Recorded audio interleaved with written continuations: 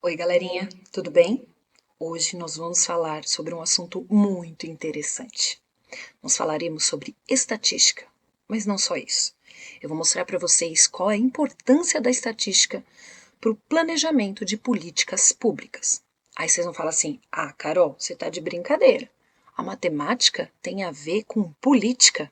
Claro que tem.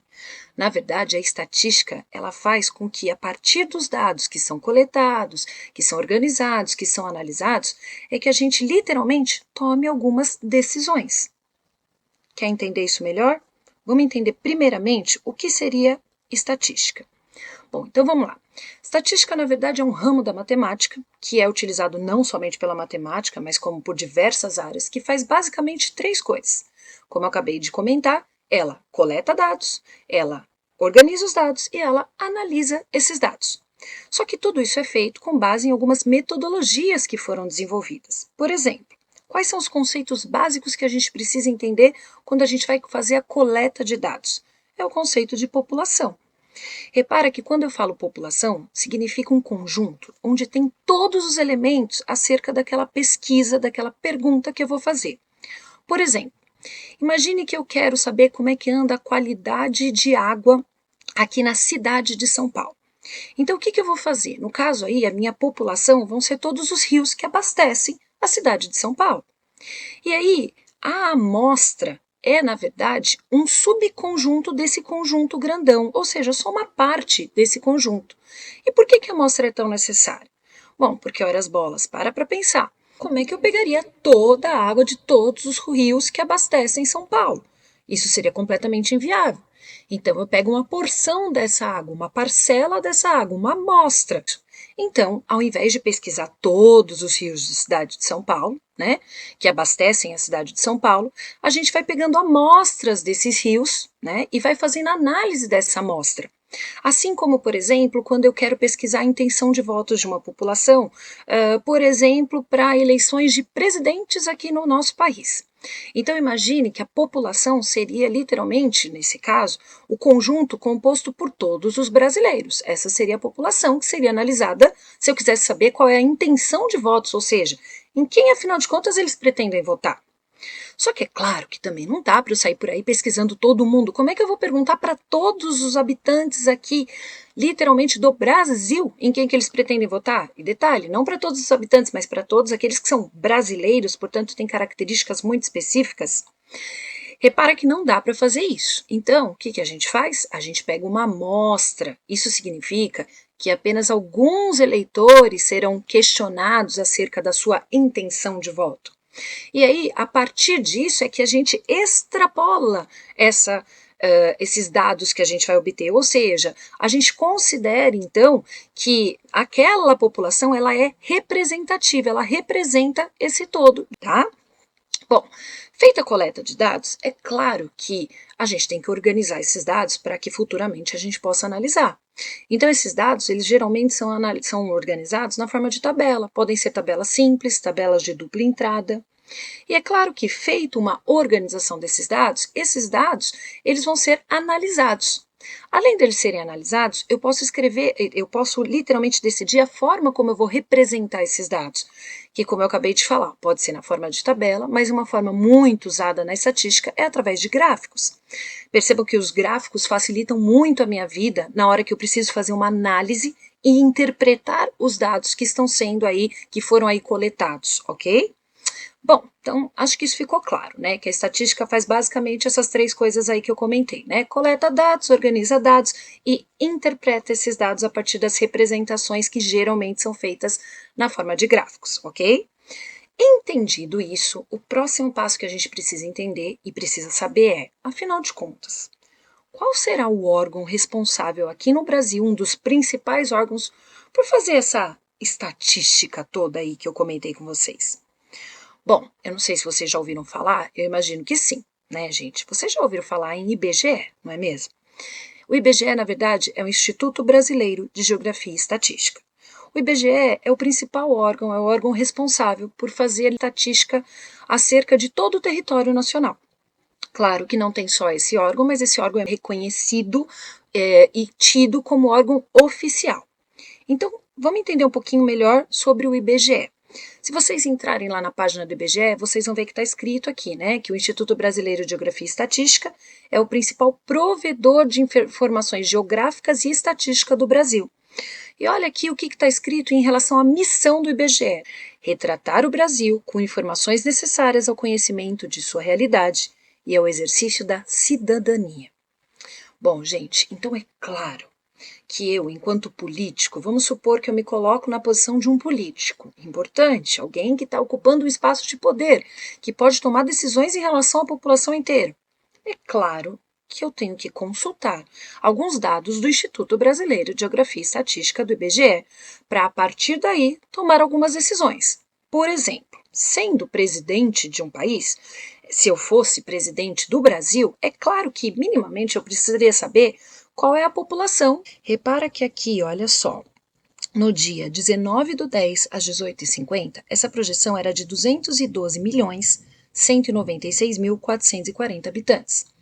Lembrando que esse dado ele é sempre atualizado. Então, se você for verificar hoje, é claro que esse dado não está mais batendo. Por isso, inclusive, esse site ele é tão importante e tão interessante. Agora, imagine que eu quero me candidatar ou para governadora, agora do estado de São Paulo, ou para deputada estadual. E sendo deputada estadual, se eu conseguisse me eleger, eu teria que propor algumas leis. E aí, como é que eu vou fazer essas leis? É claro que eu tenho que fazer as leis baseadas em dados estatísticos, inclusive. Por exemplo, a população estimada aqui no estado de São Paulo é de aproximadamente 46 milhões de pessoas. Em contrapartida, de acordo com os dados do IBGE, nós temos aí no estado de São Paulo cerca de 29 milhões de veículos. Então repara que se eu sei que tem 29 milhões de veículos trazendo aí para o estado de São Paulo poluição sonora, poluição atmosférica, causando trânsito, é claro que se eu for uma deputada estadual eu posso propor, por exemplo, um projeto de lei de incentivo de uso de transporte público ou incentivo de transportes alternativos, como por exemplo a bicicleta. Bom, agora, se eu tiver, por exemplo, a pretensão de ser prefeita ou mesmo vereadora, né? Enquanto vereadora, eu também vou propor leis, só que eu vou propor leis para a cidade de São Paulo, né? Então, repara que eu preciso saber dados referentes à cidade de São Paulo também. Por exemplo, lá no IBGE, o que a gente encontra? A gente encontra que, de acordo com o último censo, que foi realizado em 2010, né? Nós tínhamos aí na cidade de São Paulo mais ou menos 11 milhões de pessoas. Repara que a população estimada para 2020 é de 12.325.232 pessoas. E é claro que eu encontro os dados, por exemplo, como a densidade demográfica, ou dados bem importantes se eu quiser, por exemplo, fazer uma política pública relacionada com educação. Olha só, por exemplo, esse gráfico.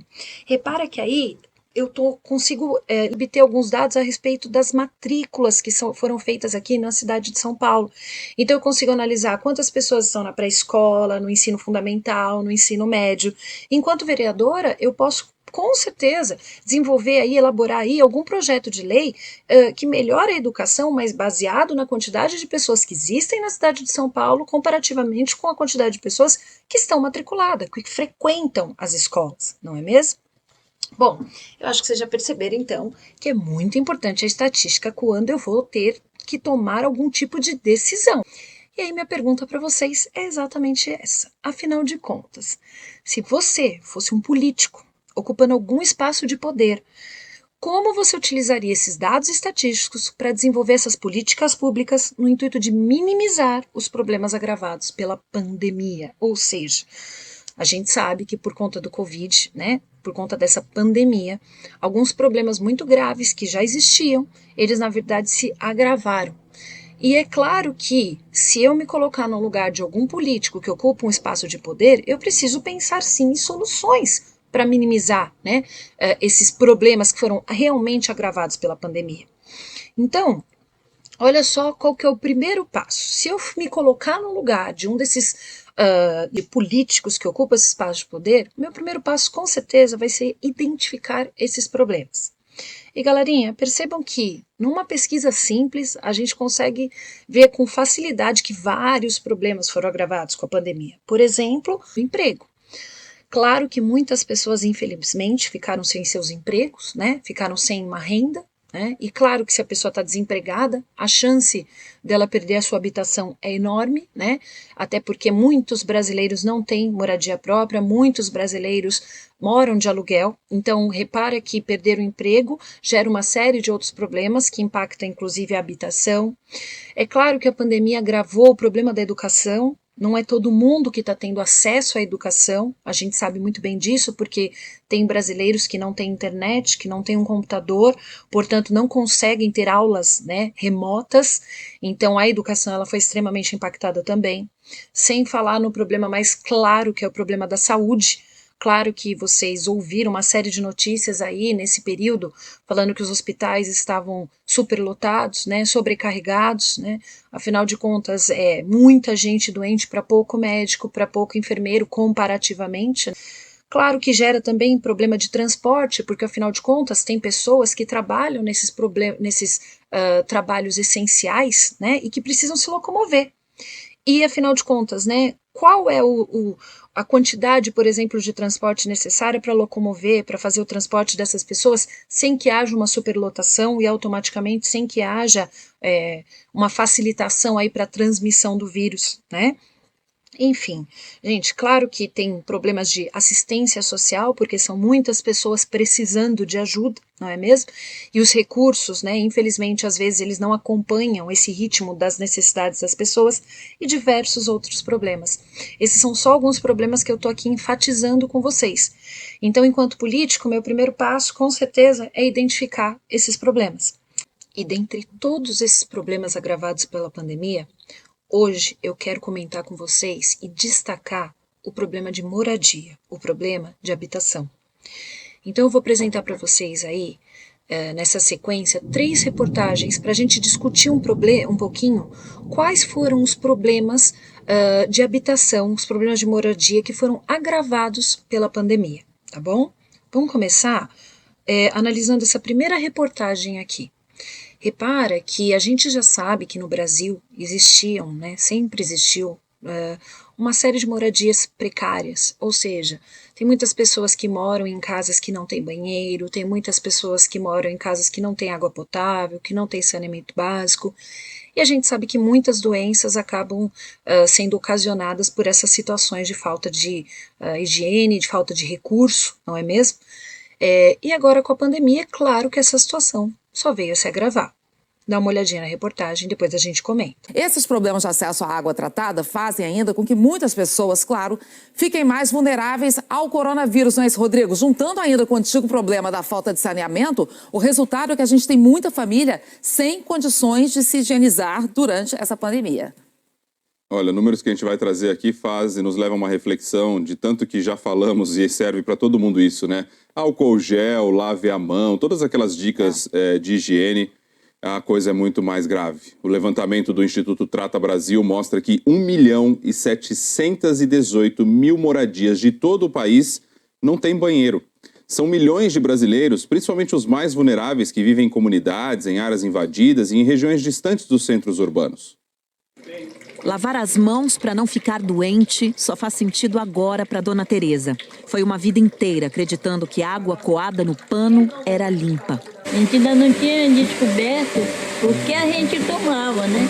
Na região norte, o mais comum é viver sem saneamento básico. 65% dessas comunidades não tem. A gente está falando que a água passa no rio, mas geralmente essa água não é canalizada. Alguns projetos que a gente está desenvolvendo, a gente já está levando a água até o domicílio. Então, muda totalmente a realidade da comunidade, porque a comunidade pode ter um sanitário, a comunidade pode ter um banheiro, que em alguns lugares isso ainda é item raro de a gente encontrar, infelizmente. Os números do Trata Brasil retratam um país com séculos de atraso. Quase 35 milhões de brasileiros não sabem o que é água tratada e mais da metade da população vive em domicílios sem coleta de esgoto. O problema não é novo, só fica mais evidente em tempos de pandemia. Os estudos indicam que a higiene das mãos é uma medida eficaz de proteção contra a Covid-19. Fica claro como a faixa da população que vive sem saneamento básico está ainda mais vulnerável. Gente que mora em comunidades isoladas e também em grandes metrópoles como São Paulo. Nós temos mais de 230 mil internações todo ano só pelas doenças antigas da falta de saneamento. Essas pessoas estão disputando leitos nos hospitais nesse momento junto com a Covid. É cruel a situação do saneamento no Brasil e essa pandemia veio acelerar um problema histórico que a gente já vem enfrentando há muito tempo. Na maior cidade do país, a prefeitura instalou 100 pias comunitárias para lavar as mãos da população mais carente, no centro e em bairros mais distantes. Isso está longe de resolver o problema das comunidades da periferia, com grande concentração de gente vivendo em casas sem coleta de esgoto e até sem banheiro. Milhões de brasileiros que precisam de água potável de um lado e do outro, milhões de litros de água sendo desperdiçados todos os dias por causa de uma doença crônica no Brasil, a falta de infraestrutura. Se o Brasil conseguisse chegar nos padrões dos países desenvolvidos, o ganho já descontado o investimento necessário para corrigir o problema seria de quase 40 bilhões de reais. Nós perdemos mais de 7 mil piscinas olímpicas de água potável por dia. Isso chega a ser desumano no momento de pandemia. A Companhia de Saneamento de São Paulo, a Sabesp, informou que presta serviços a 373 municípios do estado, incluindo a capital, e que o abastecimento de água está perto de 100%. Sobre a coleta de esgoto, o índice é de 84%. Sabesp disse ainda que planeja para esse ano investimentos e que nas grandes cidades é um desafio atender às áreas de ocupação irregular, onde a lei não permite implantar redes de água e esgoto sem autorização.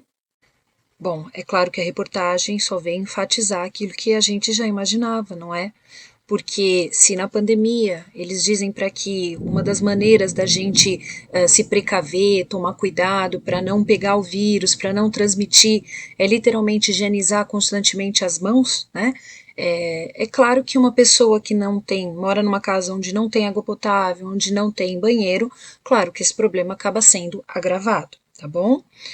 Uma outra reportagem que eu quero comentar com vocês é essa aqui, que fala um pouquinho das aglomerações que existem em algumas moradias. A gente sabe que tem algumas moradias muito precárias, onde as pessoas vivem muito próximas umas às outras, realmente aglomeradas, onde aquelas moradias foram levantadas sem nenhum tipo de estrutura, nenhum tipo de planejamento urbano, né? Isso já era um problema mesmo antes da pandemia, mas a gente sabe que ele acaba se agravando com a pandemia. Veja essa reportagem. Na maior favela de São Paulo tem sido difícil cumprir o distanciamento social, porque além das aglomerações, a falta de produtos de limpeza e de higiene pessoal põe também em risco a saúde de mais de 200 mil moradores de Heliópolis. 5 crianças, 2 adultos, um único cômodo. Eu fico com medo porque os meus 2 filhos mais novos, eles têm bronquite. Então, olha o lugar onde a gente mora, né? Muito quente, na beira do rio, eles ficam agoniados, querendo sair para fora para brincar e ficam o dia todo assim, em cima da cama. Mesmo com tantas dificuldades, Vanessa tem evitado sair de casa. Quem sustenta a família é o marido, que trabalha como servente de pedreiro. A conta já não fechava mesmo antes da pandemia. Agora, piorou. Quando começa a faltar uma coisa, já começa a faltar todas, né? É fralda, é leite, é o alimento das crianças. Nesta quarta, a ajuda veio de doações. Um pedacinho de carne aí, só para aliviar um pouco, tá? Movimentos sociais de Heliópolis tentam minimizar os impactos provocados pelo vírus. A CUFA, Central Única de Favelas, coordena um projeto que distribui kits com produtos de limpeza, higiene pessoal e comida. Tudo comprado diretamente no comércio local. A pessoa liga direto, pega o número da conta do mercadinho, faz o depósito para o mercadinho e o mercadinho nos procura. E aí a gente pega essa nota fiscal do mercadinho e envia para essa pessoa que é um doador. Um dos comerciantes cadastrados é o seu Cícero. Todos nós precisamos um do outro, né? O problema é que aqui também está faltando outra coisa: informação. O vírus está aqui no meio de vocês e vocês não estão vendo.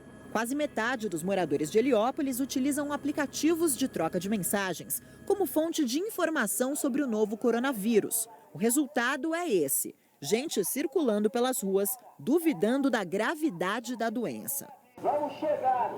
Autoridades da saúde recomendam uma distância mínima de 1 metro entre as pessoas. Isso evita que o vírus se propague por gotículas.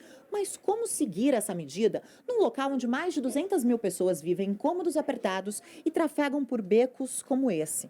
Aqui, 1 metro não é nem a distância entre os muros. As famílias são grandes, não tem lugar para separar de quarto, né? As condições são totalmente diferentes. Como esperar, por exemplo, que alguém lave as mãos assim? Olha, não tem água. Se você não acordar cedo para poder pelo menos tomar banho, você não toma. Você vai tomar banho depois das 9, 10 horas, 11 horas da noite. As 7 pessoas que vivem na casa do seu Marcos dependem do que ele ganha vendendo água e chocolate no Farol. Já faz uns 16 dias que eu estou em casa. A expectativa é receber algum tipo de auxílio do poder público. Uns trocados que eu tinha economizado tá acabando. Já estou no finalzinho. Tem o quê? Tem uns 40, 50 reais guardado para comprar o pão e o leite da manhã, né? Em resposta, a Sabesp, que é responsável pelo abastecimento de água em São Paulo, disse que os moradores não registraram reclamações a respeito da falta d'água e que a distribuição está dentro dos parâmetros estabelecidos pela Associação Brasileira de Normas Técnicas. Pois é, né, gente? Como nós já imaginávamos, podíamos imaginar pelo menos, é claro que manter o distanciamento social em casas que estão tão próximas umas às outras acaba sendo uma coisa muito difícil. Principalmente em casas onde às vezes a gente tem um cômodo só para 10, 12 moradores, quer dizer, como é que a pessoa vai manter um distanciamento social? É um problema realmente que a pandemia acabou agravando. Outro problema que eu quero comentar com vocês, que é bem importante, ele está diretamente relacionado com a perda do emprego. É claro que se uma pessoa perde seu emprego, a chance dela perder a moradia também existe, né? Porque às vezes o aluguel dessa pessoa fica muito caro, ela não tem mais como pagar esse aluguel. A gente sabe que muitos brasileiros moram de aluguel. E é claro que não tendo mais como pagar esse aluguel, essas pessoas acabam ficando em situação de rua, né? Isso já é um problema, a gente já tem muitos habitantes em situação de rua, né? Que obviamente se já estão em situações de rua, tem situações precárias para se higienizar, né? Que é uma coisa tão importante nessa pandemia. E também manter isolamento social, enfim, diversos outros problemas que a gente já conhece, né? Pelo menos alguns deles, os mais evidentes, eu acho que todo mundo entende quais são esses problemas, mas com a pandemia muitas pessoas acabaram realmente perdendo seus empregos e foram parar nas ruas. Assistam a essa reportagem. Enquanto a gente vê aí vários casos de corrupção, desvio de dinheiro público, muitos brasileiros, no meio dessa pandemia, chegaram à situação extrema de não ter onde morar. São pessoas que perderam emprego, renda e que, se não tiverem nenhuma ajuda, acabam mesmo indo para a rua. A Aline Aguiar vai falar disso para a gente. Aline, bom dia para você. É difícil saber ao certo o número de pessoas sem teto, mas tem um dado do Ministério da Cidadania que ajuda a dar uma noção, pelo menos, do tamanho desse problema com a pandemia. É um problema sério, Ana Paula. Bom dia para você, bom dia a todos. Em junho, eram cerca de 145 mil famílias nessa situação, segundo o Ministério. Um número alto e que pode ser ainda maior. Instituições que oferecem apoio a pessoas sem teto estão registrando um aumento na procura por ajuda. O desemprego chegou para o Jefferson no início da pandemia. O que passa pela cabeça de quem se vê pela primeira vez sem um teto para morar? Onde eu trabalhava, fechou o escritório. Infelizmente, não tive condições de estar pagando mais aluguel. Tive que entregar um imóvel. Se não via outra escolha, eu não sei, ir para o albergue ou dormir na rua. Ele trabalhava numa imobiliária. Hoje está num albergue. Conseguiu apoio num projeto social, mas emprego ainda não. Cheguei a entregar 45 currículos da epidemia para cá. E não tive nenhuma resposta. Até agora, né? Hoje, no Brasil, de acordo com o Ministério da Cidadania, são mais de 145 mil famílias em situação de rua no cadastro único para programas sociais. Mas quantos não têm cadastro? A população sem teto aumentou nos últimos meses? Difícil encontrar resposta em registros oficiais. É um problema antigo no Brasil, mas quem lida com essa situação diariamente, tentando ajudar de alguma forma, diz que a rua vem recebendo novos moradores com a pandemia. O que a gente percebe agora no dia a dia é a chegada de pessoas permanentemente que estão em busca e desesperadas. Alguns que estão decorrente do desemprego, que está ou decorrente da falta de renda, ou decorrente da possibilidade de pagar aluguel. A todo momento, mais pedidos de ajuda chegam à Pastoral de Rua em Belo Horizonte. Aos 63 anos, o Valmir também ficou sem dinheiro para o aluguel. A churrascaria em que trabalhava fechou em abril. Eram 6. Foram mandados embora, inclusive os ajudantes, né? Que faz a guarnição da comida, como picar as coisas, lavar panela, pratos, louça, essas coisas, né? Eu era um deles. A situação dos idosos é ainda mais delicada. O Milton, de 79 anos, é mais um que ficou sem teto durante a pandemia. Ele foi acolhido pelo projeto da Pastoral com uma empresa privada. Mas a ajuda é emergencial. Acaba no fim de agosto. Eu tenho certeza que nós não vamos perder, não.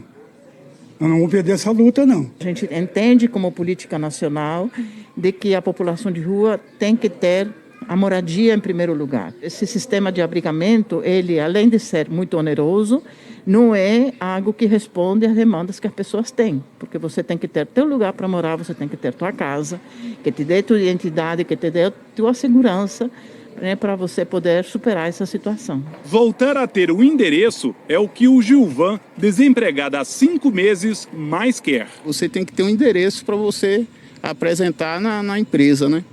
E sem o endereço você não consegue ser inserido no mercado de trabalho. O recomeço fica muito mais difícil.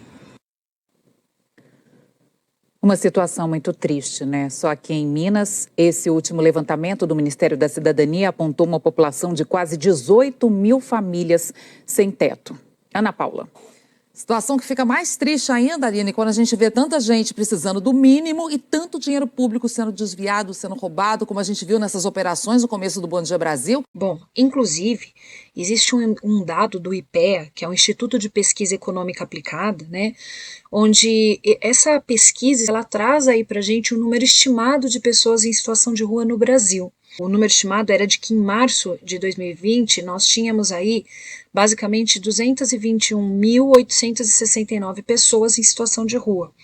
Isso é um dado, né, é uma estimativa de março de 2020. Imagine então, né, o que não vai acontecer em março de 2021, onde aí nós temos esse número elevado de pessoas que perderam seus empregos e por consequência disso acabaram perdendo aí as suas casas, a sua moradia. Tá, gente? Bom, e aí, afinal de contas, o que a Constituição, o que a nossa lei fala sobre moradia? Basicamente, no artigo 6, vocês vão encontrar aí que a nossa lei diz que moradia é um direito do ser humano, né? Tá escrito aqui, ó, são direitos sociais à educação, à saúde, à alimentação, ao trabalho, à moradia, ao lazer, à segurança, à previdência social, à proteção à maternidade, à infância, à assistência aos desamparados na forma desta Constituição. Inclusive, essa reportagem vem enfatizar isso que eu estou comentando com vocês e falar um pouquinho também sobre o déficit habitacional no Brasil. Assistam, que é bem interessante.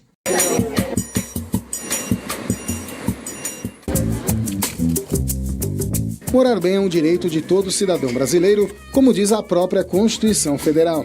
Casas com estrutura de água, luz, gás, saneamento básico e urbanização são fundamentais. Rampas de acesso a todos os pavimentos e lazer para toda a família também não devem ser esquecidos.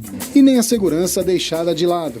Muitos desses apartamentos foram entregues por programas governamentais, como este prédio no centro de São Paulo, reformado pela prefeitura e entregue a pessoas com mais de 60 anos. Foi um presente que caiu do céu, embora a gente tenha lutado para que isso acontecesse. Em 10 anos, mais de 4 milhões de moradias foram entregues pelo poder público para moradores de baixa renda. Para mim, vir morar aqui foi uma oportunidade. Eu só consegui comprá-la depois que eu me aposentei. Sair do aluguel e conquistar a casa própria é o objetivo da maioria das famílias. Isso através de um longo financiamento, consórcio ou outro tipo de aplicação.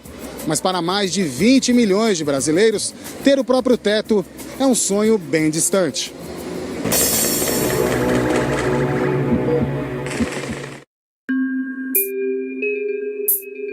O déficit habitacional do Brasil passa de 7 milhões e 700 mil unidades, segundo o IBGE, Instituto Brasileiro de Geografia e Estatística. Ao mesmo tempo, cerca de 7 milhões de moradias estão vazias. O que acontece é que a população de baixa renda, de até 3 salários mínimos, não consegue acessar estes imóveis. O estado de São Paulo tem o maior déficit absoluto, de 1 milhão e 600 mil moradias. O Maranhão tem o maior déficit relativo. 23% das famílias enfrentam a falta de moradia. O imóvel é muito caro, o terreno muito caro. Mais de 12 milhões de pessoas vivem em favelas como esta, construída às margens de um córrego poluído. São locais sem qualquer tipo de saneamento básico ou segurança. As ocupações também são um problema grave. O caso mais conhecido é o do prédio Hilton Paz de Almeida, que desabou no Dia do Trabalho, no centro de São Paulo. Casos menores também são comuns e muitas vezes nem chegam a ser divulgados. Para este arquiteto urbanista, o poder público precisa criar mecanismos eficazes e urgentes para acabar com o déficit habitacional e as moradias de alto risco. Em primeiro lugar, a gente trabalhar com a ideia da construção de unidades novas com subsídio para a população de baixa renda. Mas também é importante cuidar da melhoria das habitações existentes. E, finalmente, é muito importante fazer a urbanização e a regularização fundiária em favelas. Acho que ficou bem claro pelo vídeo, então, que existe esse déficit habitacional e que ele se reflete num número bem alto, não é mesmo? Mas, gente, afinal de contas, né? Quais são as causas desse elevado déficit habitacional? Vamos assistir a esse outro vídeo.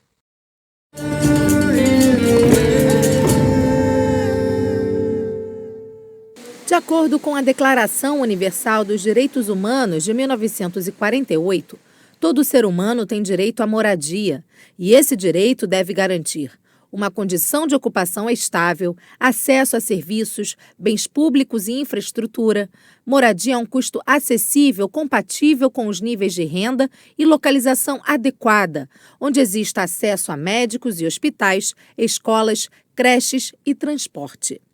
No entanto, no Brasil, o direito à moradia está longe de ser um direito para todos. De acordo com a Fundação João Pinheiro, que realiza um estudo sobre o setor habitacional, em 2012, mais de 5.790.000 moradias foram registradas em situação de déficit habitacional. Ainda de acordo com o estudo, o alto preço dos aluguéis é um dos principais fatores para o aumento desse déficit nas grandes cidades. Déficit habitacional, ele não se limita a um conceito de falta de moradia ou habitação. Ele é um conceito maior. É fato que esse déficit habitacional ele existe no Brasil, sobretudo nas grandes cidades, nas cidades onde existem oferta de emprego. E, junto com esse déficit habitacional, esse conceito que você me pergunta, nós temos também que inserir a questão da habitabilidade, que implica em soluções de melhores condições para a moradia, não só na forma da arquitetura, mas também de uma arquitetura sustentável, mas também de infraestrutura básica oferecida pelo poder público. Irani aluga na comunidade do Andaraí, zona norte do Rio de Janeiro, uma casa de 2 quartos, um banheiro e uma cozinha. O local não possui coleta de lixo e saneamento básico adequados, nem serviço de transporte e de saúde pública. Mensalmente, ela paga R$ 350 de aluguel, o que representa quase a metade do seu salário.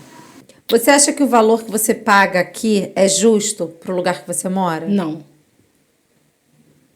Por quê? Porque eu não acho um lugar adequado. Passei 350. Mas foi a única opção que eu tive.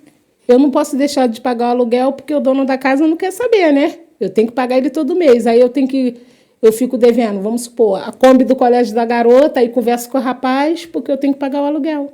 O inquilino, em áreas de exclusão social, ele fica muito sensível, porque quando vem uma política habitacional em áreas de exclusão social, em comunidades, normalmente esse inquilino fica invisível, porque o que se pretende é dar a propriedade e não a renda da terra ou do imóvel.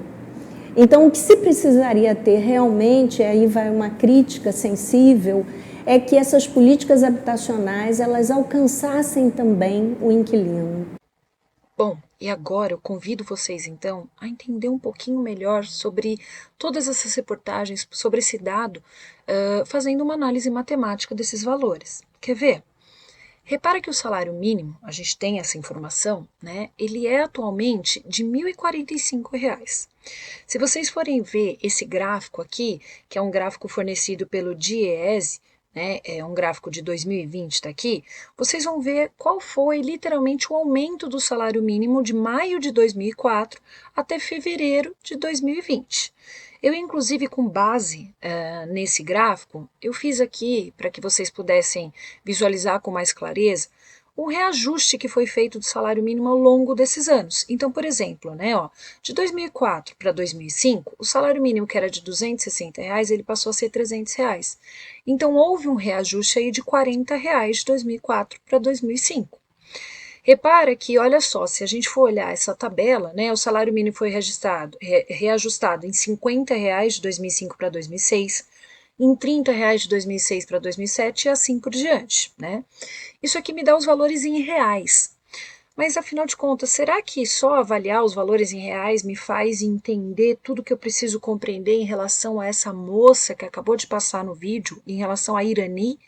Vamos analisar, por exemplo, para essa moça, o que significa ela pagar os R$ 350 que ela paga para alugar aquela casa que ela não está nem um pouco satisfeita porque não tem coleta de lixo, enfim, nem situações que ela considere que nós também consideramos favoráveis para a moradia, né?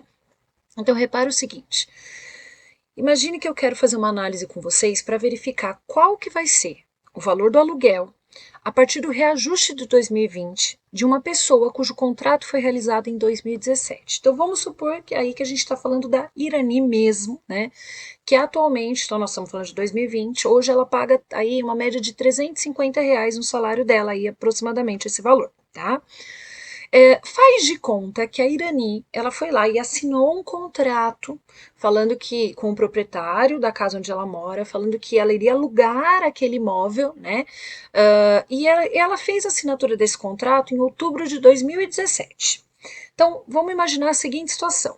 Faz de conta que em outubro de 2017, né, a Irani, vamos supor aí que ela ganhasse um salário mínimo, que na época era de R$ 937. E vamos supor que ela assinou esse contrato em outubro de 2017, de tal maneira que ela fez um acordo, né, com o moço, com o dono, com o proprietário do imóvel, que ela iria começar pagando R$ 308.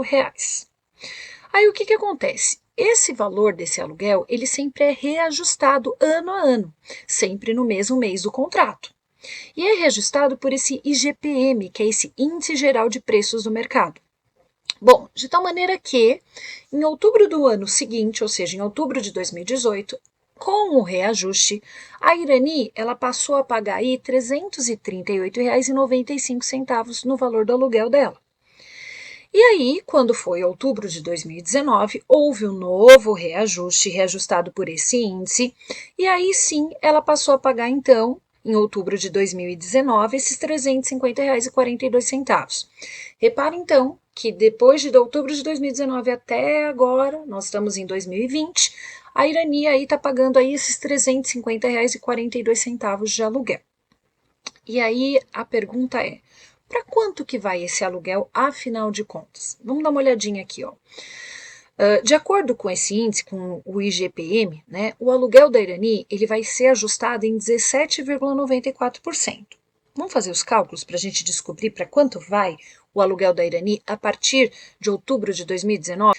Repara o seguinte, se o reajuste é de 17,94%, a gente tem que lembrar que 17,94% eu posso trocar esse símbolo de porcentagem por uma fração de denominador 100. No caso aí, eu vou trocar por essa escrita, né, 17,94 sobre 100 centésimos. E aí, repara que essa barra significa divisão, então eu estou com, na verdade, 17,94 dividido por 100. Como o 100 ele tem aí 2 zeros, é como se eu deslocasse essa vírgula 2 casas para a esquerda. Deslocando 2 casas para a esquerda, nós vamos ficar aí com 0 inteiros, 1 décimo, 7 centésimos, 9 milésimos e 4 décimos de milésimos. Então, nós ficamos aí com 1.794 décimos de milésimos. Quer dizer que, se eu for traduzir do português para a linguagem matemática, esses 17,94% que eu quero calcular, dos R$ 350,42, que é o valor atual do aluguel da Irani, nós vamos ter que, na verdade, fazer o 17,94% vai virar aqui os 1.794 décimos de milésimos, vezes esses R$ 350,42, que é o valor atual do aluguel da Irani. E aí a gente vai ver que vai dar um aumento, né, fazendo essa multiplicação, vai dar um reajuste aí de aproximadamente R$ 62,86.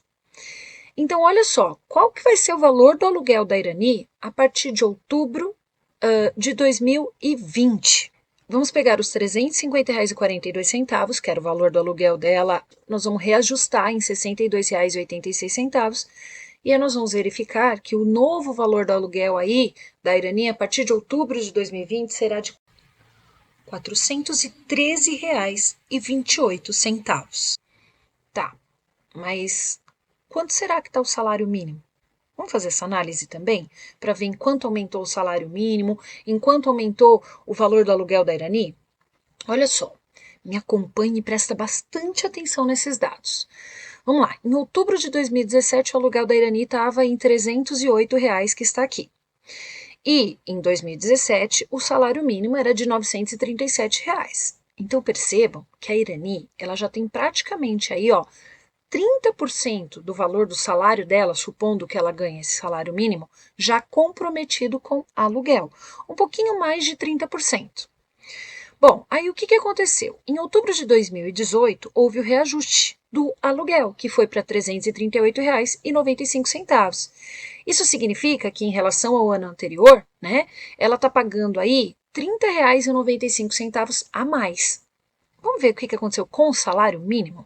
Bom, o salário mínimo em 2018 ele foi para R$ 954. Então, se a gente for ver a diferença, né, do salário mínimo de 2018 em relação ao de 2017, houve aí um reajuste de R$ 17. Então, olha só o que a gente já está percebendo, né? O salário mínimo dela aumentou em R$ 17 apenas, né? E, em contrapartida, o aluguel dela aumentou em R$ 30,95. Vamos ver em outubro de 2019 o que aconteceu. Está escrito que a Irani ela passou a pagar aí R$ 350 de aluguel. Então, repara que se nós formos ver o aluguel antigo, a diferença entre o aluguel novo e o aluguel antigo, né, vai dar uma diferença aí de R$ 11,47. Foi o reajuste em reais do aluguel da Irani. Agora, em 2019, o salário mínimo passou a ser R$ 998 em relação ao salário mínimo do ano anterior e teve aí um reajuste de R$ 44. Então, aqui o salário mínimo reajustou em R$ 44 e o aluguel da Irani reajustou em R$ 11,47. Vamos ver agora, em outubro de 2020, o que aconteceu aqui com o aluguel da Irani. De acordo com os cálculos que nós acabamos de fazer, o aluguel da Irani vai para R$ 413,28. Bom, isso significa aí que em relação ao que ela pagava em outubro de 2019, agora para outubro de 2020, vai ter um reajuste aí de R$ 62,86. Em contrapartida, vamos ver o salário mínimo.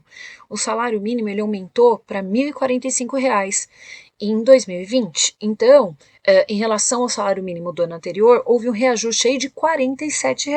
Então, olha só, reajuste do salário mínimo R$ 47 e o reajuste do aluguel da Irani em R$ 62,86. Bom, e perceba que a partir de outubro de 2020, então, ela paga R$ 403,28. E qual será o valor do salário mínimo para 2021? Porque percebam que ela vai ficar pagando de outubro de 2020 para frente, ou seja, ela vai passar praticamente 2021 inteiro, aí até outubro de 2021, pagando esses R$ 403,28. Qual é a projeção do governo para o nosso salário, para o salário mínimo aqui? Repara que está escrito aqui, de acordo com essa reportagem, que está escrito assim, ó, governo propõe salário mínimo de R$ 1.067 para 2021. seriam aí R$ 22 a mais do que o piso atual. Aí está escrito aqui, ó, é uma reportagem de 31 de agosto de 2020, a reportagem do Estadão. Está escrito assim: se aprovado pelo Congresso, o novo valor começará a valer em janeiro de 2021, com pagamento a partir de fevereiro. Então, será que a situação tá boa para Irani? Né? A gente está analisando aí os valores em reais, mas se a gente for analisar em porcentagem, a gente vai conseguir entender melhor aí qual que é o poder de compra desse salário mínimo aí da Irani. Quer ver uma coisa que eu vou mostrar para vocês? O que a gente vai calcular agora, né? Na verdade, eu quero saber aí com vocês. Vocês já estão vendo os números e provavelmente vocês já têm algumas conclusões que vocês estão tirando. Mas afinal de contas, houve perda ou ganho no poder de compra nesse período que a gente está analisando aí, que vai de 2017 até 2020, onde aconteceram essas mudanças aí no valor do aluguel da Irani, né? Que para ela morar ali naquela casa, como ela não tem uma moradia própria, ela precisa pagar esse aluguel. Vamos ver o aumento do aluguel no período em porcentagem? Olha só, repara que em 2017 o aluguel era R$ 308. Isso equivalia na época ao 100%. Era tudo que a Irani pagava no aluguel, ok? Só que aí repara que em outubro de 2020, né, o aluguel foi para R$ 403,28. Isso equivale a quantos por cento, afinal de contas, né? Vamos fazer esse cálculo? Repara que de 308 para 413,28 houve um aumento, né? Só que houve um aumento em quantas vezes esse valor foi aumentado? Para a gente saber isso, basta a gente saber quantas vezes o 308 cabe dentro do R$ 413,28. E matematicamente falando, a ideia de quantos cabem me remete a uma divisão. Então, se nós efetuarmos essa divisão, vai dar aproximadamente aí 1,34, ou seja, o 308 ele foi aumentado em 1,34 vezes para chegar nesse R$ 413,28. Então, proporcionalmente falando, o valor em porcentagem também vai ter que ser aumentado em 1,34 vezes. Se nós fizermos 100 vezes 1,34, nós vamos ver aí que vai ser equivalente a 134%, ou seja, esses R$ 403,28 equivale a 134%. Quer dizer, então, aí, ó, que se nós fizermos 134% menos os 100%, nós vamos descobrir que o aluguel neste período, ele aumentou em 34%, ok? Agora, será que o salário mínimo nesse mesmo período também acompanhou esse aumento? Vamos analisar agora quanto que foi o aumento percentual do salário mínimo. Quer ver? Vamos lá, o salário mínimo em 2017, que é o período que nós estamos analisando, de 2017 a 2020, ele era de R$ 937 e isso equivalia ao 100%. O salário mínimo em 2020 foi para R$ 1.045, o que equivale a quantos por cento? Vamos descobrir. Mesmo raciocínio. 937 para R$ 1.045 houve um aumento. Mas houve um aumento em quantas vezes? Repara que se nós fizermos 1.045 dividido por 937, a gente vai ver que dá aproximadamente 1/, 1/10 e 1/100 de aumento aí. Então, no caso, é só a gente fazer 937 vezes 1,11, né? Que seria 1/, e 11 e aí é claro que se o valor foi aumentado nessa quantidade de vezes, proporcionalmente falando, a porcentagem também vai ser aumentada em 1,11 vezes. Então, fazendo aqui esse 1/, e 11 vezes 100, a gente vai ver que vão dar 111%. Então, obviamente, de 111% menos 100%, a gente vai ver que o salário mínimo nesse mesmo período ele aumentou em 11%. Gente, então acho que está muito claro que a situação para a Irani não está nem um pouco positiva. Porque olha só, o aluguel dela no mesmo período que o salário mínimo, o mesmo período em que o aluguel aumentou 34%, o salário mínimo dela só aumentou em 11%. Quer dizer que não acompanhou esse aumento. Então, houve aí literalmente uma perda desse poder de compra. Repara o seguinte, né? Só com o aluguel houve uma perda aí de 23% no poder de compra, porque 34% menos 11% vão dar esses 23%. Acho que vocês entenderam, então, que se a situação da Irani já não estava lá às mil maravilhas, imagine agora. Inclusive, vamos entender um pouquinho melhor sobre o que é esse poder de compra? Olha um pouquinho, dá uma olhadinha aqui nessa reportagem, olha como ela é interessante. Quem é mais velho deve se lembrar do que conseguíamos comprar com R$100 na década de 90. R$100 em 1994, hoje tem um poder de compra de aproximadamente R$16,70. O poder de compra do brasileiro diminuiu por causa da inflação. Mas você sabe o que é inflação? Pelo pouco que eu sei, pelo que eu vejo nos jornais, é quando os preços começam a oscilar no mercado, o que deixa bem complicada a situação, principalmente para nós, classe média bem baixa, que temos que administrar nosso dinheiro de maneira bem sucinta. Então é bastante complicada essa situação. Inflação é o termo usado na economia para falar da alta de preços de produtos e serviços em determinados períodos do ano. Quando isso ocorre ao contrário, ou seja, quando os preços caem, na inflação é chamado de deflação. Quando ocorre o contrário, ou seja, quando os preços caem, na economia é chamado de deflação. Então ela é medida com base na avaliação de preços de uma certa determinada quantidade de bens e serviços, que a gente chama de cesta de mercadorias. Então, determina-se a cesta de mercadorias e vai no mercado consultar os preços dessa cesta de mercadorias. Um mês depois, 30 dias depois, geralmente, é feita nova avaliação de preço daquelas mesmas mercadorias que foram consultadas anteriormente. A inflação segue os efeitos da lei de oferta e demanda na economia. Quando os consumidores estão dispostos a gastar e têm disponibilidade para fazer isso, a tendência natural é que os preços subam. A oferta também tem participação sobre os preços. Quando um determinado produto ou serviço tem sua quantidade reduzida no mercado, seu preço sobe. É o que acontece, por exemplo, quando algum efeito climático reduz muito a produção de um alimento. Um exemplo recente que ajuda a entender melhor isso foi no caso dos caminhoneiros que entraram em greve no ano passado. Faltou combustível em alguns postos, muita gente querendo comprar, alguns postos passaram a vender gasolina a R$10 um litro. Acho que o jeito certo de lidar é diminuir o consumo, né? Quando os preços estão altos, a gente diminui o consumo. Ou às vezes a gente pega o que é mais barato para caber no bolso da gente. As projeções mais recentes do Banco Central, considerando o cenário de mercado, apontam para a inflação de 3,9% em 2019, 3,8% em 2020 e 3,9% em 2021. Elas constaram no relatório trimestral de inflação de março.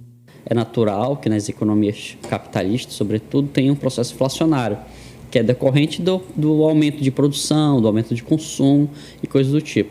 O que é ruim é quando esse processo inflacionário está descontrolado. Então, compreendeu que 3,9% é uma inflação relativamente controlada.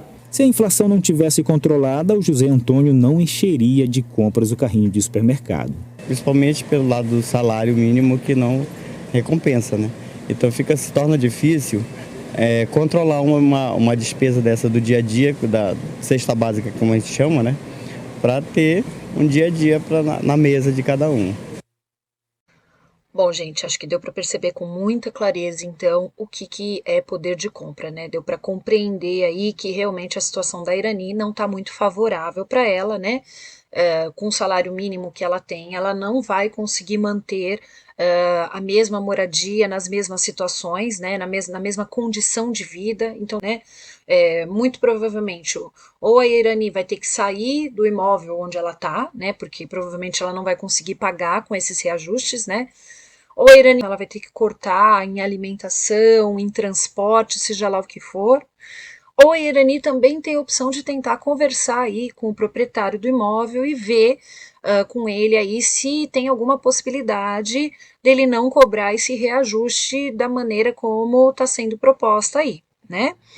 Bom, espero que a Irani consiga, né, melhorar a situação dela, e é claro também que uma outra opção seria a Irani conseguir um outro emprego, ou enfim, aumentar a renda dela aí, ganhando mais talvez também no emprego onde ela já está, né? Bom, outra coisa que vem enfatizar, né, outra reportagem que vem enfatizar isso que eu tô falando para vocês e que é bem importante é essa aqui, ó. Repara que nesse portal Tempo tem essa reportagem aqui que tá falando que é de 10 de 2020, ó. Tá escrito assim: aumento de aluguéis pode ser 7,6 vezes maior que aumento do salário mínimo. Gente, para pensar, né? Quer dizer, puxado, né? Olha o que está escrito aqui, ó. Índice que costuma ser utilizado no reajuste de aluguéis aumenta quase 18% nos últimos 12 meses. Enquanto a projeção para o INPC, que é o índice que vai reajustar, né, que regula aí o salário mínimo, é de fechar o ano, provavelmente vai fechar o ano em 2,35%. Então, olha só, gente, se a gente fizer 18% dividido por 2,35%, vão dar esses 7,6 vezes que o cara está falando aqui, né? Então, olha só o que traz a reportagem, que é bem interessante, ó. Mesmo em meio à pandemia de Covid-19, quem for renovar o contrato de aluguel de um imóvel pode levar um susto.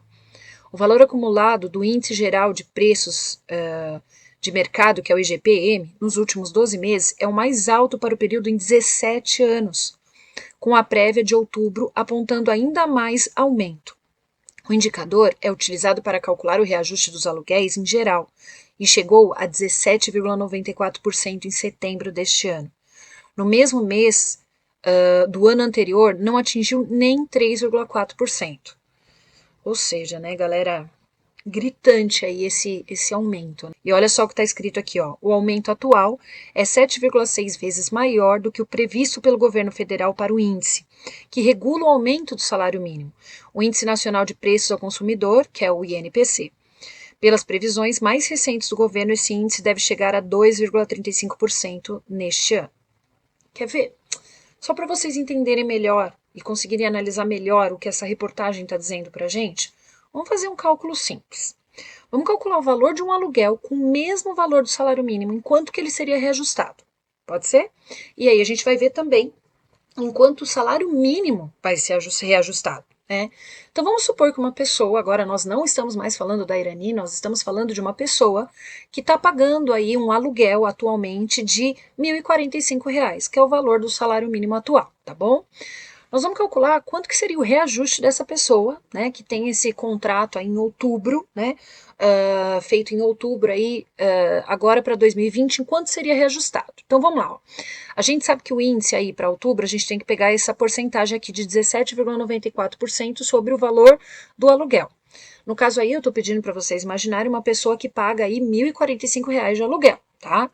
Calculando esses 17,94%, que a gente sabe que a gente pode trocar por 17,94 sobre 100, né?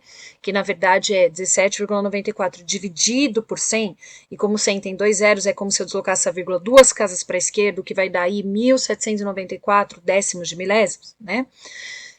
A gente já sabe que para fazer o cálculo, então, dessa porcentagem, a gente, traduzindo do português para a linguagem matemática, esses 17,94% seriam traduzidos em 1.794 décimos de milésimos vezes esse R$ 1.045. Fazendo os cálculos, daria aí um reajuste de aproximadamente R$ 187,47. Então, repara, né, o aluguel reajustado, né, tá sendo aí de R$ 1.045, que é o valor do salário mínimo, né, repara que ele sendo reajustado, ele passa a valer aí R$ 1.232,47.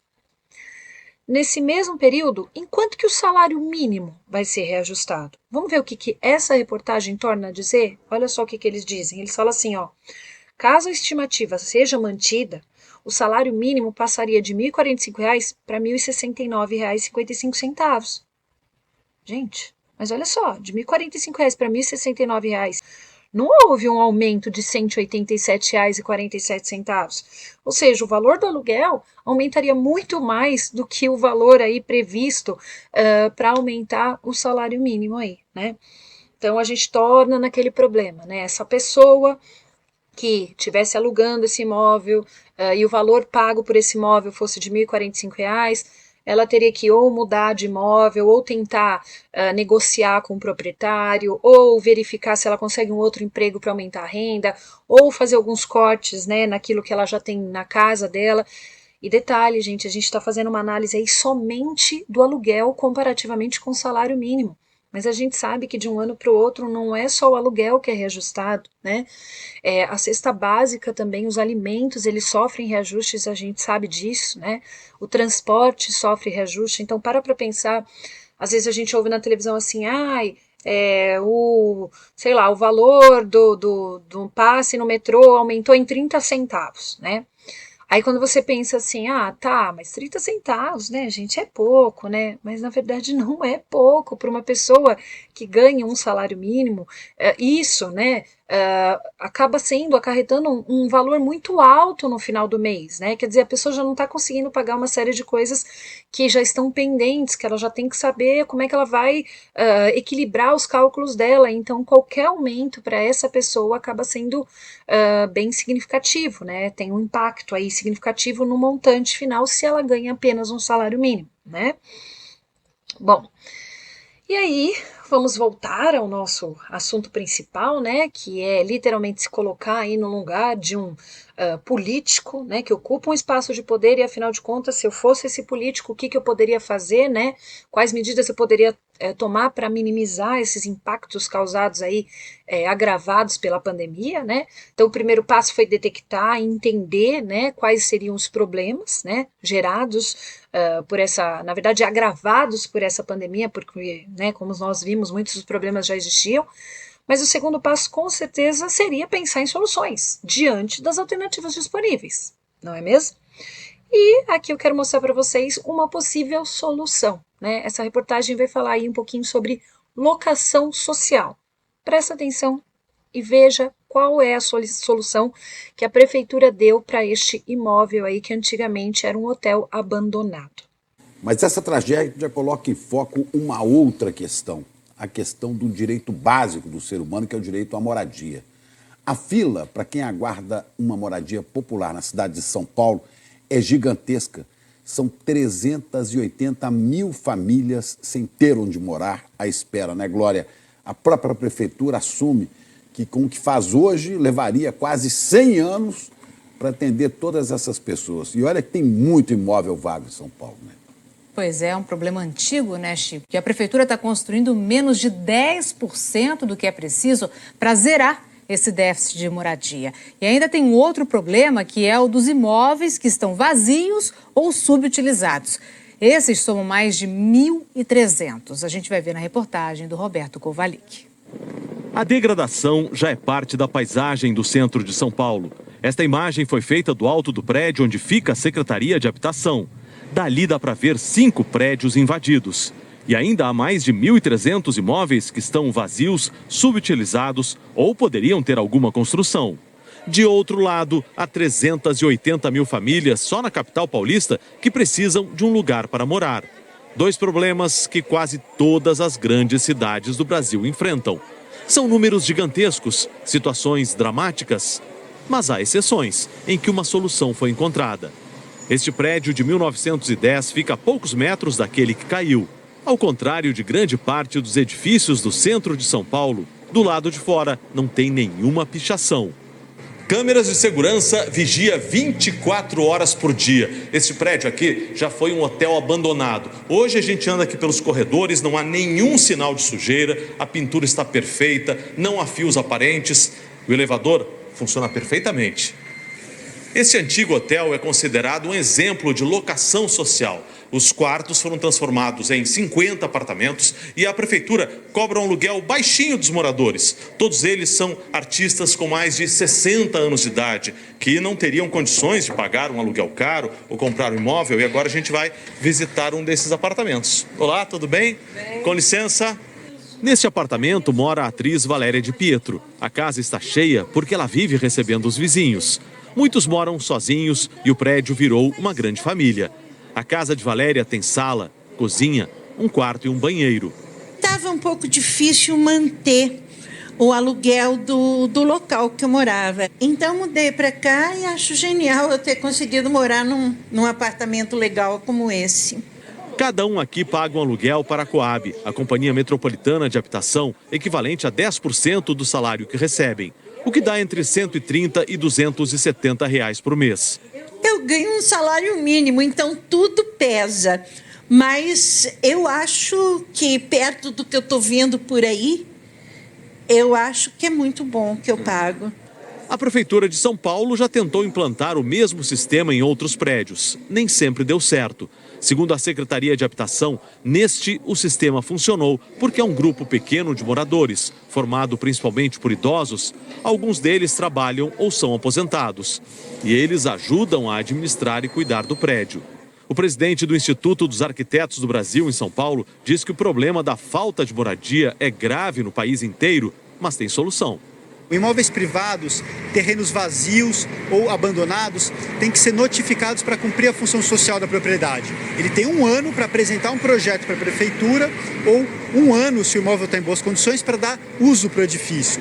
Se não for feito isso, ele paga o IPTU progressivo. Depois de 5 anos, ele pode ser desapropriado com o título da dívida pública. Isso amenizaria e muito o problema da habitação.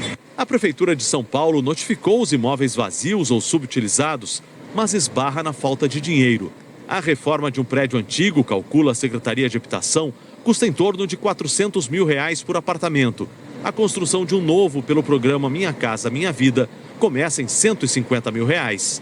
O secretário de Habitação diz que estão em construção 27 mil unidades, menos de 10% da necessidade.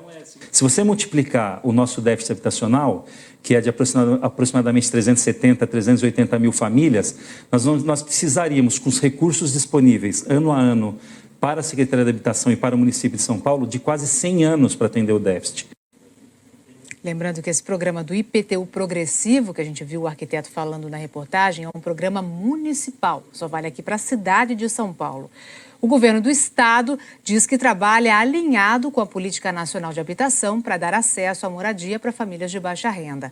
O Plano Estadual de Habitação, que vale de 2011 até 2023, estimou um déficit habitacional de 1.100.000 e de 3.100.000 domicílios em situação de inadequação habitacional, de acordo com o levantamento da Fundação SEAD.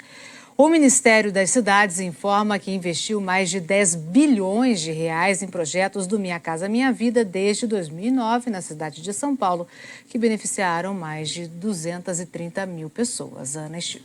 Mas ainda falta muito para ser feito, né, Glória? E é difícil entender por que tantos imóveis vazios, desocupados, ainda gerando ocupações irregulares e vários problemas, quando poderiam estar sendo utilizados. Bom, gente, então vocês perceberam que aí no vídeo eles trazem aí uma proposta, né, de locação social para sanar um pouquinho esse déficit habitacional aí, tá bom?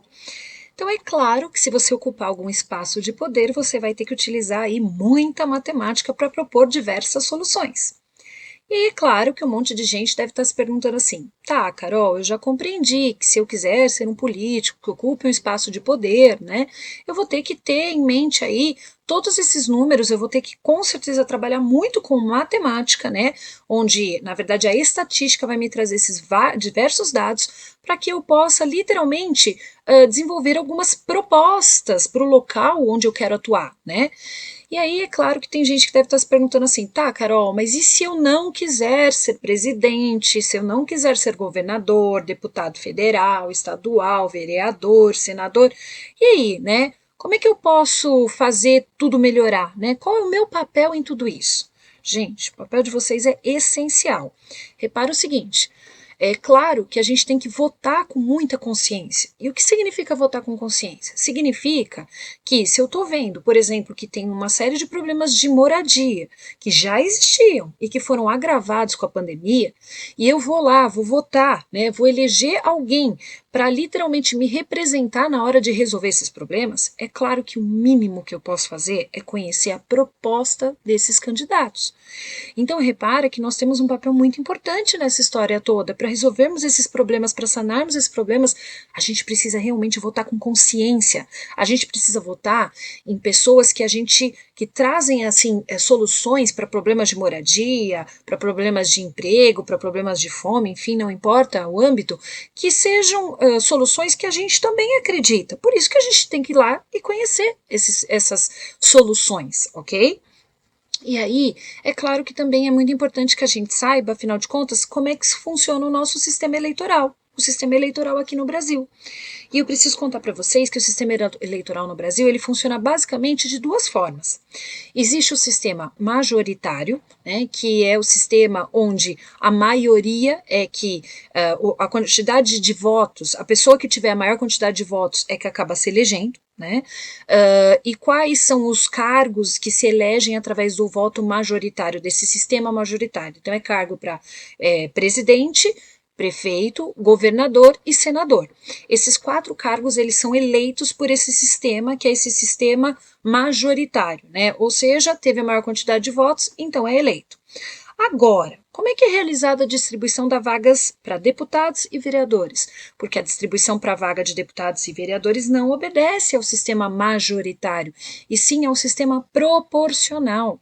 Aí você vai falar assim, tá, Carol, mas afinal de contas, o que é esse sistema proporcional? Lá vem a matemática de novo, toda linda, leve e solta, mostrando para vocês como é que são eleitos os deputados e os vereadores. Quer ver? Vamos dar uma lidinha no que está escrito aqui, ó. Está escrito aqui que os deputados federais, estaduais e os vereadores são escolhidos para assumir suas responsabilidades de acordo com o cálculo do quociente eleitoral e partidário. Ou seja, galerinha, mais uma vez a matemática está aí firme e forte. Vou mostrar para vocês o que seria o quociente eleitoral e o quociente partidário, que literalmente são valores muito importantes para que a gente entenda quem vai ser aí, quem vai ocupar uma vaga para deputado ou para vereador aí, tá bom? Então vamos lá. Como o próprio nome já diz, quociente eleitoral, olha só, para pensar. Quociente, a gente sabe que é o nome que se dá para o resultado de uma divisão. Então, quando eu falo em quociente eleitoral, eu estou falando sim no resultado de uma divisão. Mas, afinal de contas, eu estou dividindo o que pelo quê? Então, repara o seguinte, está escrito aqui que quociente eleitoral é calculado dividindo o número de votos válidos pelo número de vagas a serem ocupadas. Carol, não estou entendendo direito, explica melhor? Claro que explico. Ó, presta atenção nesse exemplo. Imagine aí que tem uma cidade qualquer, uma cidade fictícia, onde eu tenho aí 55 vagas para vereador, faz de conta, ok? E aí imagine que foram feitas as eleições e foram apurados 12.325.232 votos, ok? Ou seja, esse é o montante de pessoas que foram lá votar efetivamente. Só que dos votos apurados, de todos os votos existentes, os votos válidos, eles são obtidos quando eu tiro, né, dos votos apurados, os votos brancos e os votos nulos. Então, imagine aí que eu tive 324 mil votos brancos e 11.232 votos nulos. Então, o que a gente vai fazer? De todos os votos apurados, nós vamos subtrair os votos brancos e os votos nulos. Após este cálculo, nós obtemos aí, no caso, os votos válidos. Então, repara que eu fiz os cálculos aqui, ó, de 12.325.232 votos, né? Eu subtraí aqui, ó, 335.232 votos, que é a somatória dos votos brancos e nulos. E aí eu obtive aí, ó, um total de votos válidos de 11.990.000 votos válidos. Bom, e agora eu vou calcular o tal do quociente eleitoral. Como eu acabei de falar para vocês, o quociente eleitoral ele é calculado pela divisão, né, dos votos válidos, que no caso são 11.990.000, dividido pelo número de vagas. Então, no caso aí, nós fizemos 11.990.000 dividido por 55 vagas para vereador, que deu um total aí de 218.000. Bom, isso significa o seguinte, vamos entender. O quociente eleitoral é o mínimo de votos que um partido precisa ter para poder conseguir pelo menos uma vaga lá como vereador. Senão aquele partido não vai ter nenhuma vaga. Então olha o que acontece, tá? Vamos analisar agora quantas vagas vão para cada partido.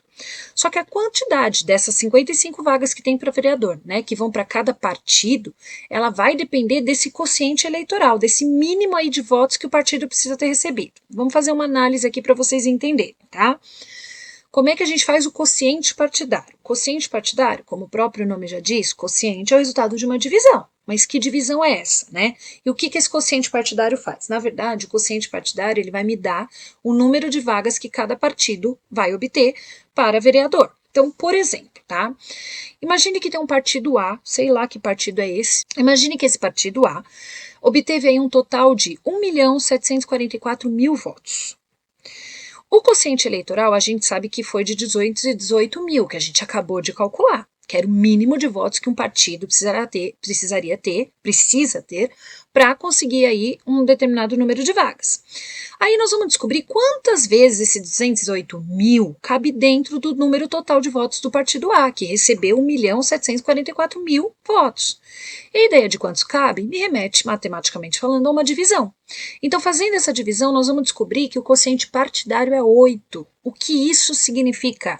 Significa que esse partido ele vai receber inicialmente aí 8 vagas. Vamos analisar o partido B. O partido B conseguiu 5.232.000 votos.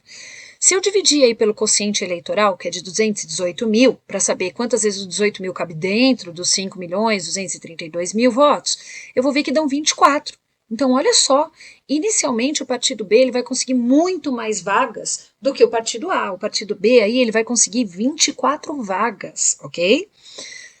E aí é legal a gente falar uma coisa bem importante, porque assim, agora em 2020, por exemplo, nós teremos eleições aí para prefeito e para vereador. E aí é muito importante que o prefeito e as ideias do vereador que serão eleitos, é primordial que sejam ideias compatíveis para que as leis consigam sair do papel, né? Por isso mesmo que quando você for votar, né, é importante que você conheça quais são os projetos do partido para o qual você está votando, os projetos do prefeito que você vai votar e os projetos dos vereadores que você pretende votar, os projetos elaborados pelos partidos, né, aos quais esses vereadores se filiaram, né, aos quais eles pertencem, digamos assim, tá bom? Então repara que nesse caso aqui, esse partido B, ele vai ter 24 vagas daquelas 55, comparativamente o partido A só vai ter 8 vagas daquelas 55, né? Então, a representatividade das ideias do partido A, ela vai ser menor, né, do que a representatividade aqui das ideias do partido B, digamos assim. Agora, olha o partido C. Imagine que ele obteve 4.956.985 votos, dividido aí pelo quociente eleitoral, que são 218 mil votos, nós vamos obter aí aproximadamente 22, e lá vai cacetada. E aí deixa eu explicar esse lance do lá vai cacetada. Quando a gente está calculando a quantidade de vagas de cada partido, ou seja, o quociente eleitoral, todas as casas decimais são ignoradas, né? Então, ignorando completamente, nós vamos descobrir aí que vão dar 22 vagas para este partido C. Então, ele vai estar sendo bem representado. As ideias das pessoas que compõem esse partido C aí, né, como eles vão obter 22 vagas de 55, né, eles têm aí uma representação bem significativa. Agora, vamos analisar o partido D. O partido D, ele só conseguiu 200 mil votos. E o quociente eleitoral era de 218 mil. Quer dizer que o partido D aí, coitadinho, né, as ideias deles não foram bem aceitas pela população de uma maneira geral, ou não foram bem divulgadas, e as pessoas talvez não soubessem, né. Fato é, eles não conseguiram nem o mínimo de votos que eles precisariam ter para conseguir nem uma miserazinha vaga. Tanto que se nós fizermos a divisão, a gente vai ver que o quociente partidário vai dar 0,9 e lá vai cacetada. E como eu falei para vocês, todas essas casas decimais são ignoradas, ou seja, o partido D, na verdade, ele está aí com 0 vagas, ele literalmente não conseguiu nenhuma das 55 vagas que estão sendo disputadas aí para vereador, tá bom? Bom, e se nós formos somar as vagas, olha o que a gente vai perceber, né? 8 vagas do partido A, mais 24 vagas do partido B, mais 22 vagas do partido C, mais 0 vagas do partido D, deram 54 vagas. Mas não eram 55 vagas ao todo para vereador na nossa situação, problema aí? E aí vocês vão falar assim, tá, Carol, e onde foi parar essa outra uma vaga, né? Para quem que vai? Mais uma vez a matemática vem aí brilhando. É a matemática que vai decidir para onde vai essa outra vaga? Como que é feito isso? Então vamos lá.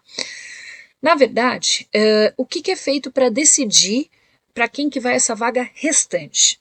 Na verdade, o cálculo que é feito é o seguinte, é mais uma divisão. A gente pega o número total de votos de um determinado partido, então no caso do partido A ele teve um total aí de 1.744.000 votos, né? A gente pega o número de vagas adquiridas inicialmente, que no caso foram 8 vagas adquiridas inicialmente, e soma-se sempre 1. No caso aí, 8 mais 1 é claro que vai dar 9. E aí a gente pega o número total de votos e divide por 9, que é o número de vagas mais 1. É sempre dividido, número total de votos dividido pelo número de vagas mais 1. Sempre, sempre, sempre. Olha o partido B, ó. Número total de votos dividido por 24 vagas mais 1, que no caso é 25. Então nós tivemos aí 5.232.000 votos dividido por 25. Deu aqui 209.280. E aí nós vamos fazer a mesma coisa para o partido C. Ou seja, pega o número total de votos e divide pelo número de vagas adquiridas inicialmente mais 1. Bom, lembra que o partido D não teve direito a nenhuma vaga, então ele nem entra nesse cálculo. E aí a gente analisa esses números finais, né? Após efetuar esse último cálculo, que é feito pelo número total de votos, dividido pelo número de vagas mais 1, nós obtivemos outros valores. Dentre esses valores, ó, aproximadamente 193 mil, aproximadamente 209 mil e aproximadamente 215 mil, repara que o maior deles é o 215 mil aproximadamente. Portanto, a última vaga, ó, tcharam, vai para o partido C. Então, ó, o partido C foi beneficiado com a vaga restante, pois obteve a maior média. Então, ela passa a contar, né? Ele passa a contar esse partido com 23 vagas aí, tá bom? Bom, espero do fundo do coração que vocês tenham compreendido, né, como é que são feitas as eleições aí, quando eu estou utilizando esse sistema proporcional e não necessariamente o sistema majoritário, ok? E última coisa que eu quero explicar para vocês, que também é bem importante, é o que significam aí os puxadores de votos. Dá uma olhadinha aí, porque tem muitas pessoas que acabam votando, às vezes, sem conhecer a proposta de alguém, né? Então, a pessoa, às vezes, vota num candidato porque ela conhece o candidato, às vezes, como sendo seu cantor preferido, ou como sendo um apresentador de TV preferido, ou como sendo, enfim, alguém que está na mídia, né? Então, tem muitas pessoas que, às vezes, já estão na mídia e acabam indo para a parte política aí, e tentar se eleger de alguma maneira, só que elas impactam e muito, esses tipos de pessoas, se a gente não sabe, né, que elas são puxadores de votos, elas acabam impactando e muito na quantidade de votos de cada partido. Quer ver? Dá uma olhadinha aí para vocês verem como é que funciona. Presta atenção. Os puxadores de votos. Nas eleições para presidentes, senadores, governadores e prefeitos, não há dúvida, o mais votado é eleito. No caso dos deputados e vereadores, é mais complicado. Eles são eleitos pelo sistema proporcional. Neste sistema, são levados em conta os votos que um partido ou coligação recebe, e não apenas a votação individual. Para definir os eleitos, são realizados 2 cálculos para apontar os quocientes eleitoral e partidário. Um exemplo, se 10 vagas para deputado estiverem em jogo e 3.000 pessoas votarem, é feita uma divisão. No caso, 3.000 votos por 10 vagas é igual a 300. Esse é o quociente eleitoral, o número mínimo de votos que uma coligação ou partido precisam para eleger deputados. Em seguida, é feito o cálculo do quociente partidário, que define quantas vagas um partido tem direito. Funciona assim: se um partido recebeu 900 votos, divide-se esse número pelo quociente eleitoral, que pelo cálculo anterior é 300. Assim, 900 dividido por 300 equivale a 3 vagas. Para alcançar o quociente eleitoral e conseguir mais vagas, muitos partidos apostam nos puxadores de votos, celebridades ou políticos com apelo popular que ajudam os candidatos menos votados. Para se ter uma ideia, dos atuais 513 deputados da Câmara, apenas 36 se elegeram com votação própria. Alguns puxadores famosos incluem o ex-deputado Enéas Carneiro e o palhaço Tiririca. Em 2002, Enéas recebeu 1,5 milhão de votos e puxou outros 5 candidatos. Um deles tinha recebido apenas 275 votos. A partir deste ano, o puxador deve perder um pouco de influência. Uma nova regra determina que, para poder ser eleito, o candidato precisa atingir 10% do quociente eleitoral, o cálculo que divide os votos totais pelas vagas. Assim, o deputado dos 275 votos não seria mais eleito. Mas os puxadores não servem só para eleger mais deputados. Seus votos também influenciam a divisão do fundo partidário. Quanto mais votos um candidato receber, mais dinheiro é direcionado para seu partido. Bom, gente, com isso a gente finaliza, então, toda essa nossa discussão aí. Repara, então, que a matemática é extremamente importante, né, para quando a gente vai pensar em desenvolver algumas políticas públicas aí para melhorar o país de uma maneira geral, né? Vocês viram que a matemática é importante também para que a gente compreenda como é que funciona o nosso sistema eleitoral. E, enfim, nós acabamos também entendendo alguns problemas aí que foram agravados pela pandemia, e eu espero sinceramente que, com base em tudo isso que a gente viu nesse vídeo, vocês sejam capazes aí de elaborar alguns projetos de lei maravilhosos. Pensem aí, tragam soluções boas para o nosso mundo, tá bom? Beijo, fiquem com Deus.